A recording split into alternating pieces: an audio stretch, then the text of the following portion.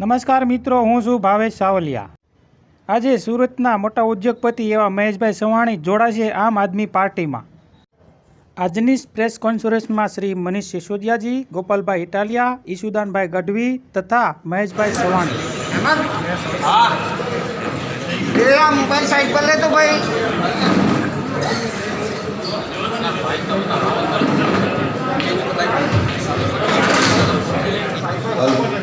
भाई फ्रेम तो में जाएगी मीटिंग तो છે અહીંયા લાઈવ કરવા માટે તો હું કાં મોબાઈલ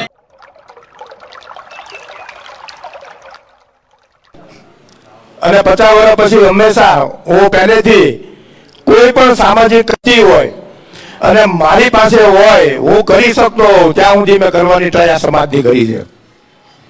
હું કયા સમાજનો છું? હું દરેક સમાજનો છું। કોઈને કોઈ રીતે કઈનું કઈ મેં સારું કર્યું હોય।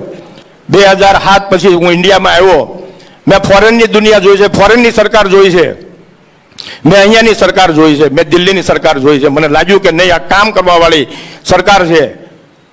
એજ્યુકેશન કોઈ પણ વસ્તુનો પાયો છે। આ એજ્યુકેશનનો પાયો મેં જે દિલ્હીમાં જોયો છે, પ્રાઇવેટ હોસ્પિટલને ટક્કરો મારે એવા, એમનું મેં મેડિકલ જોયું છે।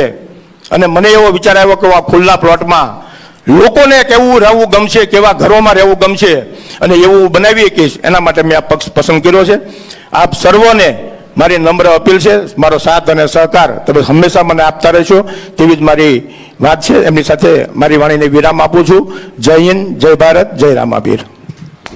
માનનીય મહેશભાઈ સવાણીએ ખૂબ લાગણીભર્યા સ્વરમાં અને ખૂબ વેદના સાથે પોતાની વાત રજૂ કરી કે આટલી મોટી સમાજ સેવા કર્યા પછી પણ ભાજપ દ્વારા કે સત્તા પક્ષના લોકો દ્વારા એમને કેટલી બધી તકલીફ આપવામાં આવી છે, કેટલી યાતનાઓ આપવામાં આવી છે કે આજે के मजबूत स्तंभ और लीडरशिप हमारे साथी गोपाल भाई, लोकप्रिय नेता यहाँ के, साथ साथ में गुजरात के मशहूर और बहुत सम्मानित पत्रकार और अब आम आदमी पार्टी के लीडर ईशुदान भाई, किशोर काका, हम सबके मेंटर, हम सबके बड़े आदर्श, हमारे युवा साथी और आम आदमी पार्टी के स्थापना से साथ में रहे मनोज।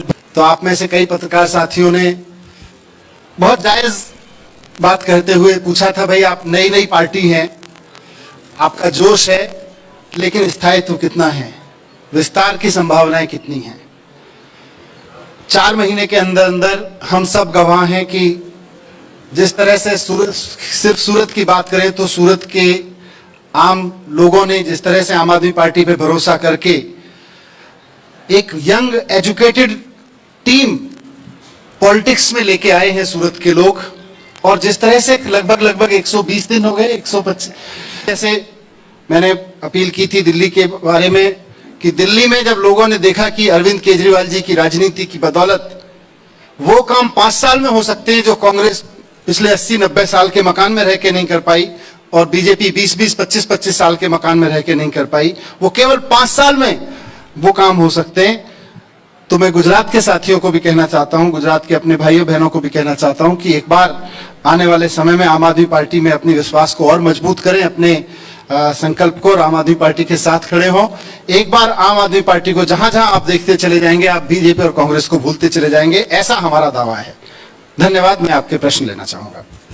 ये बताइए, गुजरात में मुख्यमंत्री का चेहरा कौन होगा, ईशुदान गढ़वी या और कोई?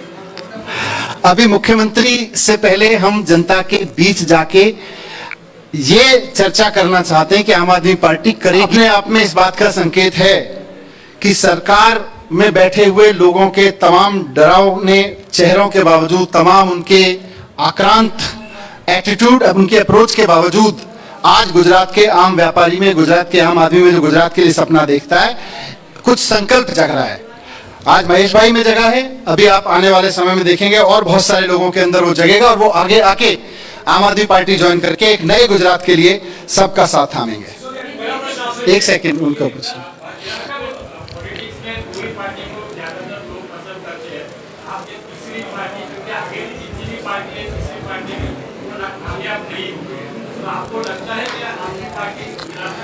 आपकी बात ठीक है, 2 ही पार्टी को बात पॉलिटिक्स होगी, और अब जो पॉलिटिक्स होगी वो भारतीय जनता पार्टी और आम आदमी पार्टी के बीच ही होनी है।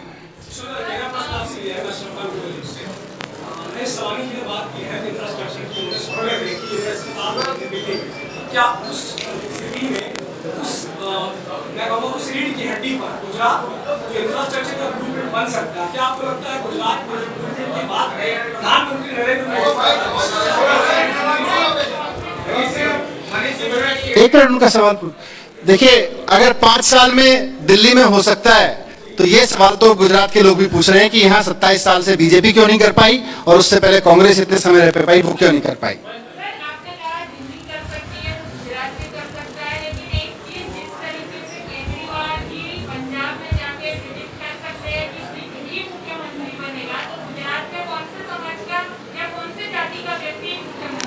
आप आने दीजिए, प्रेस कॉन्फ्रेंस करेंगे इस बात पे और फिर बताएंगे।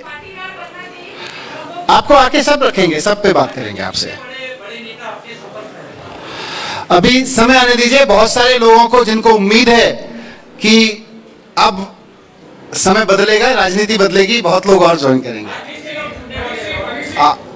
विकास मॉडल की बात होती है तो आम आदमी पार्टी के क्या मुद्दे होंगे आगामी विधानसभा चुनाव में? तो सरकार लगातार कहती है विकास करो, गुजरात मॉडल देश चला।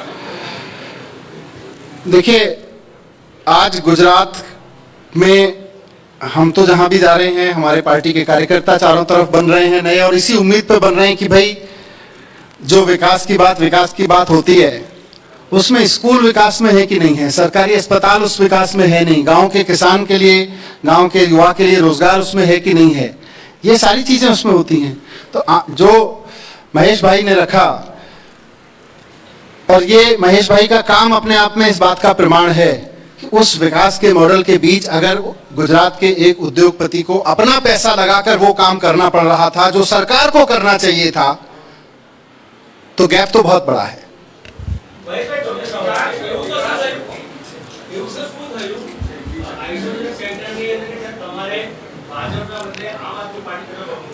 જો હું મારું કોઈ પણ કામ હોય ને એ કોઈ પાર્ટી રિલેટેડ ન હોય, એ સામાજિક કામ હોય, એ સામાજિક તौर પર થતું હોય, અને અમારું કામ છે તમામ લોકોને બોલાવવાનું। એવું તો કઈ નથી થયું, એવું થયું કે આમાં તમે કોની સાથે કામ કરો છો? મેં કીધું હું સેવા સાથે કામ કરું છું, જે સેવામાં જોડાયેલા છે એમની સાથે કામ કરું છું, અને સેવામાં આપ જોડાયેલું હતું તો આપ સાથે કામ કરું છું।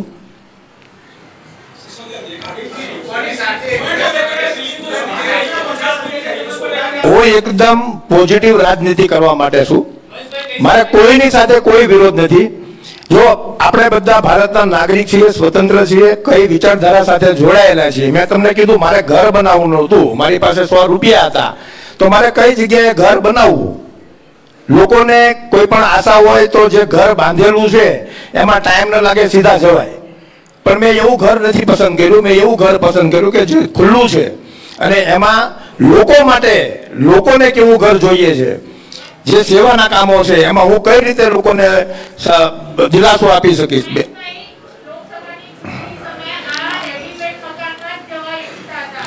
લોકસભાની રેડીમેડ એ વખતે જે તે સમયે મને પૂછું, હું સેવાનો માણસ છું, મને બધા મારા મિત્રો એમ કહેતા હતા કે તમે રાજકારણમાં જાઓ તો સેવા થાય।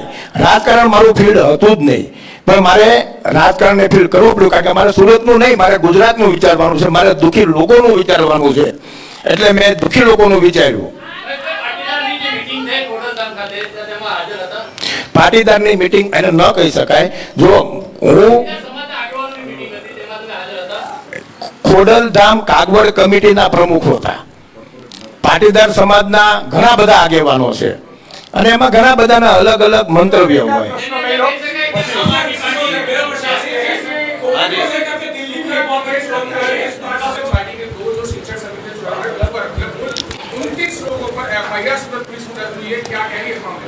देखिए, मैं दिल्ली में भी इस बात को कहता रहा हूं और यहां भी बहुत जिम्मेदारी के साथ, और अपने अब ये सारी चीजें साक्ष्य हैं, साक्ष्यों के दम पे कहना चाहता हूं कि भारतीय जनता पार्टी, जिसका शॉर्ट फॉर्म बीजेपी बना भारतीय जनता पार्टी से, आज उसका फुल फॉर्म भारतीय झगड़ा पार्टी हो गया है। आज उसके पास केवल और केवल झगड़ने के अलावा कोई एजेंडा नहीं है। वो सूरत नगर निगम में बैठती है तो आम आदमी पार्टी के कार्यकर्ताओं से झगड़ती है, वो वेस्ट बंगाल से झगड़ लेती है, उनके मुख्यमंत्री और उसके चीफ सेक्रेटरी से झगड़ लेती है, वो ट्विटर से झगड़ लेती है। आजकल भारतीय जनता पार्टी केवल भारतीय झगड़ा पार्टी बनकर रह गई है। उनके पास ना गुजरात के लिए कोई काम है, ना देश के लिए कोई काम है।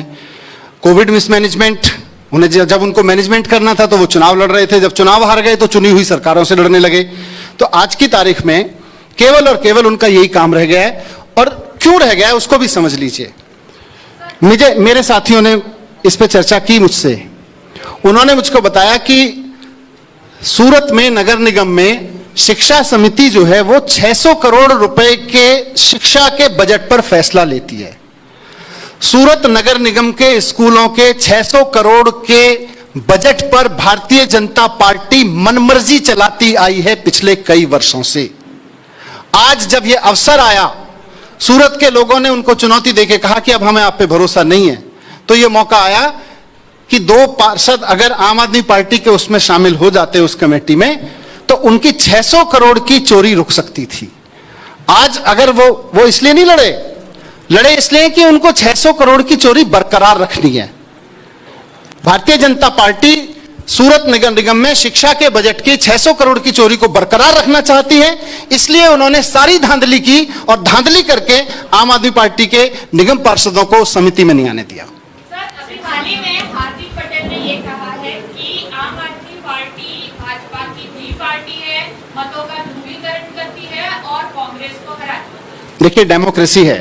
आज डेमोक्रेसी में इतने सारे पत्रकार यहाँ बैठे हैं, इतने सारे चैनल्स यहाँ बैठे हैं, सब एक दूसरे की बात को ऐड करके उसको डेमोक्रेसी बनाते हैं। वो जो राजनीति में कर रहे हैं वो डेमोक्रेसी को मजबूत करें, हम जो राजनीति में कर रहे हैं हम डेमोक्रेसी को मजबूत करें। हम सबको पता है कि भारतीय जनता पार्टी के साथ बी सेटिंग किसकी है, सबको पता है। दिल्ली में आप पे आरोप लगा है कि जरूरत से ज्यादा आपने ऑक्सीजन मांगा, ये क्या स्पष्टता है?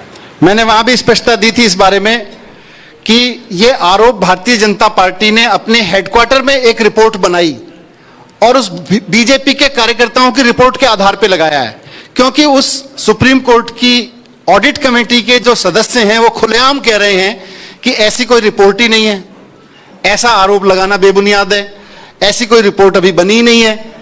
तो फिर बार बार भारतीय जनता पार्टी के नेताओं को मैंने चुनौती दी थी, आज लगभग 72 घंटे हो गए, कि भाई जिस ऑडिट कमेटी की रिपोर्ट की आप बात कर रहे हैं उस ऑडिट कमेटी के सदस्यों द्वारा हस्ताक्षरित अप्रूव्ड कोई रिपोर्ट तो लाओ।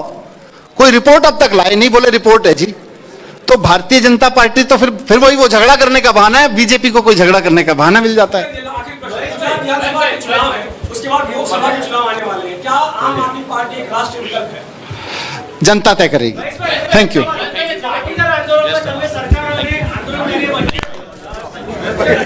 आभार पत्रकार।